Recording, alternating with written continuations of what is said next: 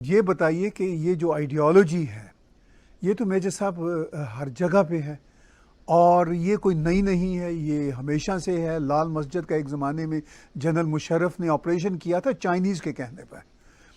जी। अब वो तालिबान आ गए हैं तो पाकिस्तान में वो एक तरह से ढोल धमाके बज रहे हैं और उनको ये भी एहसास है कि धमाके भी पाकिस्तान में होना शुरू हो चुके हैं। इस सारी सूरत हाल को आप कैसे देखते हैं?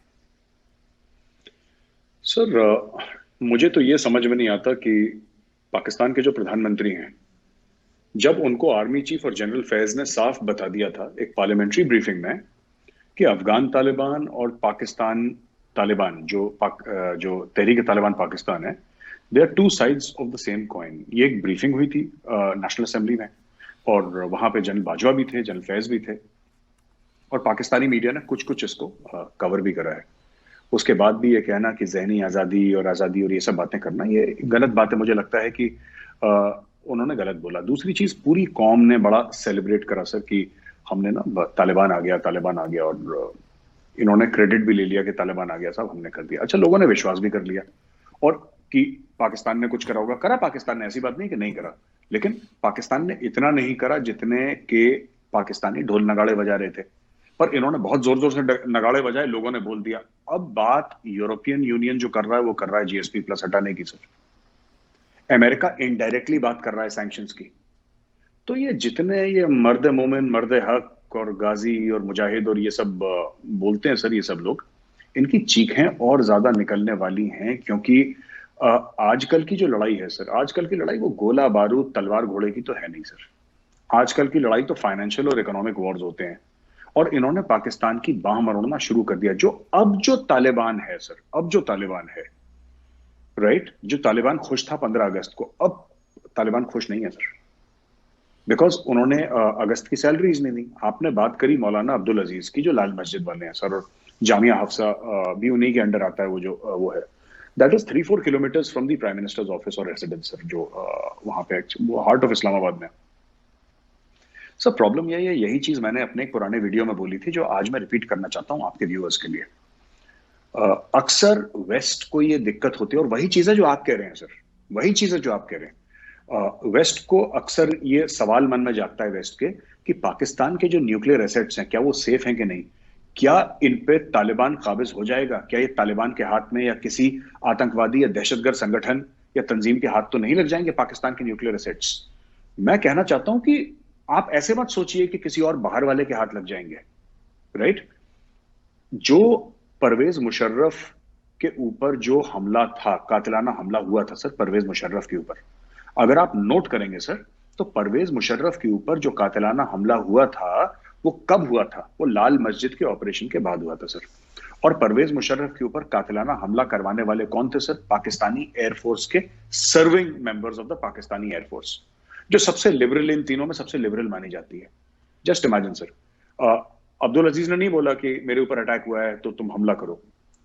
अब आप एक बात बताइए, जब लोग इतने ऑलरेडी, मैं 2008-2007 की बात कर रहा हूं, जब उस जमाने में लोग इतने ज्यादा रेडिकलाइज्ड हैं कि अपने देश के राष्ट्रपति को, अपने देश के आर्मी चीफ को मारना चाहेंगे, serving member of the armed forces, और वही आर्म्ड फोर्सेस के मेंबर्स हैं सर जो पाकिस्तान की न्यूक्लियर एसेट्स गार्ड भी कर रहे हैं। आप समझ रहे हैं मैं क्या कह रहा हूं सर? बाहर से आने की किसी को जरूरत नहीं है। तालिबान पाकिस्तानी फौज के, पाकिस्तानी माशरे के अंदर है। And not just Afghan Taliban sir, Tehreek Taliban Pakistan, ये पाकिस्तानी सोसाइटी, इनके गली कुचे मोहल्ले शहरों में है। वो तालिबानी सोच अभी है यहाँ पे। वो लोग नहीं जो लाहौर के और कराची के टीवी स्टूडियोज में, सर मैं उनकी बात नहीं कर रहा, उनमें भी तालिबानी सोच वाले हैं, लेकिन वो हैं सर जिनके बच्चे बाहर पढ़ते हैं और वो यहाँ पे पाकिस्तान में तालिबानी सोच दिखाते हैं। लेकिन आप ये देखिए सर कि कितनी बड़ी डिसर्विस है देश को, कि इनको खुद तालिबान रोज मार रहा है सर। लोग ये बता रहे हैं, मेरे पास ऐसा कोई सबूत नहीं है, इसका कोई ऐसा प्रूफ नहीं है सर, लेकिन मैंने पाकिस्तानी मीडिया में सुना है कि पिछले 6-8 महीने में more than 87 attacks have taken place by the Tehreek Taliban Pakistan sir, छोटे और बड़े अटैक, और 125 से 150 से ज्यादा पाकिस्तानी फौजी मारे गए हैं। ऐसा पाकिस्तानी मीडिया में मैंने सुना है। मैंने कोई इसके आंकड़े नहीं देखे, मैंने डेटा नहीं देखा, लेकिन ऐसा मैंने अपने कानों से सुना है, आंखों से देखा है। पाकिस्तानी मीडिया में कहते हैं तो कि ये इतने जालिम लोग हैं, इन्होंने इतने लोग मारे हैं, और अब ये बात कर रहे हैं इनको माफ कर दो सर, क्योंकि इनके समझ में नहीं आ रहे सर, ये संभाले नहीं संभाल रहे ना ये तहरीक तालिबान पाकिस्तान। तो इसलिए वो आरिफ अलवी साहब ने कुछ बयान दाग दिया हवा में, और शाह महमूद कुरैशी साहब ने कुछ बयान दाग दिया कि इनको माफ कर दो, और उल्टा उन्होंने बोल दिया कि तुम हमें माफ करोगे, हम तुम्हें माफ करते हैं अगर तुम शरिया कबूल कर लो और तुम उल्टा तमीज से रहो तो हम तुम्हें माफी देने की सोच सकते हैं। तो इस नहज पे खड़ा है पाकिस्तान सर। सर ये देखिए, बात यही है ना कि मैं आपको बताता हूं कि अफगानिस्तान कभी ऐसा स्टेबल हुआ नहीं है सर। बहुत टाइम हो गया सर, जब उनका राजा वाजा था, जब उनका बादशाह था, जो भी कहते थे उसको, सुल्तान जो था, उसके जाने के बाद तो पाकिस्तान वहां पे इंस्टेबिलिटी रही, even in the Russians and all later वहां पे लड़ाई झगड़ा रहा है। तो मुझे तो नहीं लगता कि अफगानिस्तान अभी हाल फिलहाल में स्टेबल होगा। और जो पाकिस्तानी है सर, देखिए हक है, हर एक बंदे को हक है। अगर कोई पाकिस्तानी ये कहता है कि उसको तालिबान का निजाम पसंद है तो अपने मुल्क में आप कायम कर लीजिए, पर ये करेंगे नहीं सर। मुनाफिक लोग हैं, ये करेंगे नहीं, हिपोक्रेट्स हैं। क्यों मैं कह रहा हूं ऐसा? कि उनको शरिया जो है अफगानिस्तान में पसंद है ना। जो पाकिस्तान है सर, पाकिस्तान सिर्फ नाम नेहाद इस्लामी रियासत पाकिस्तान है।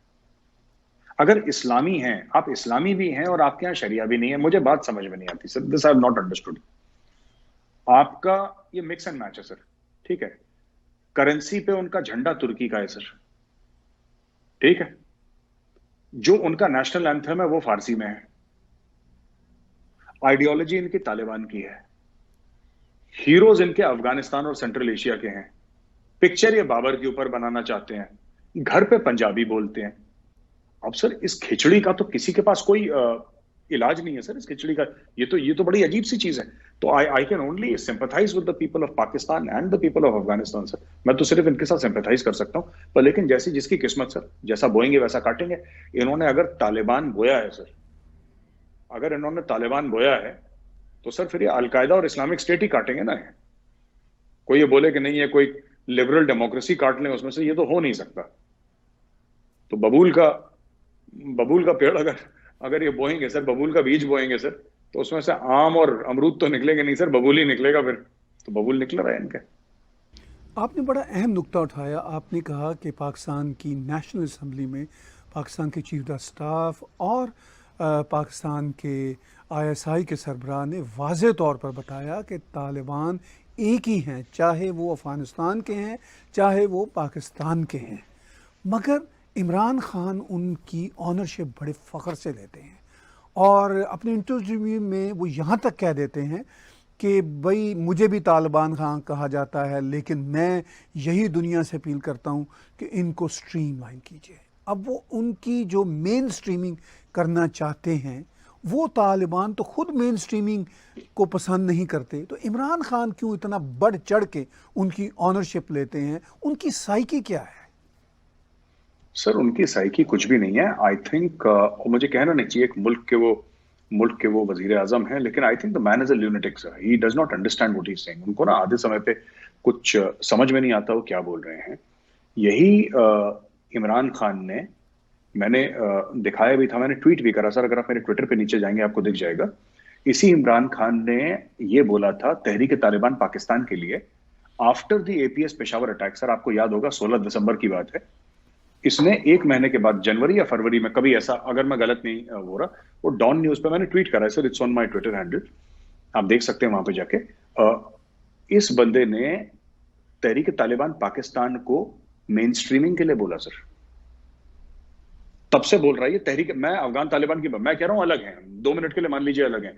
ये तहरीक तालिबान पाकिस्तान, जिसको ये कहते हैं कि इंडिया के एजेंट है और रॉ फंड करती है तहरीक तालिबान पाकिस्तान को, जो ये पाकिस्तानी कहते हैं सर, उस तहरीक तालिबान को इसमें इमरान खान ने बच्चों के 130 140 मासूम बच्चे, जिनको क्या पता सर, क्या पता उनको तालिबान क्या होता है, पाकिस्तान क्या होता है, वो अपने माँ बापों के साथ बेचारे मासूम बच्चे एपीएस पेशावर में, उनका कत्ल करने वाले उन लोगों को कह रहा है कत्ल होने के बाद बच्चों के 1 महीने के बाद इनको एक मौका दिया जाए, इनके साथ बातचीत करी जाए।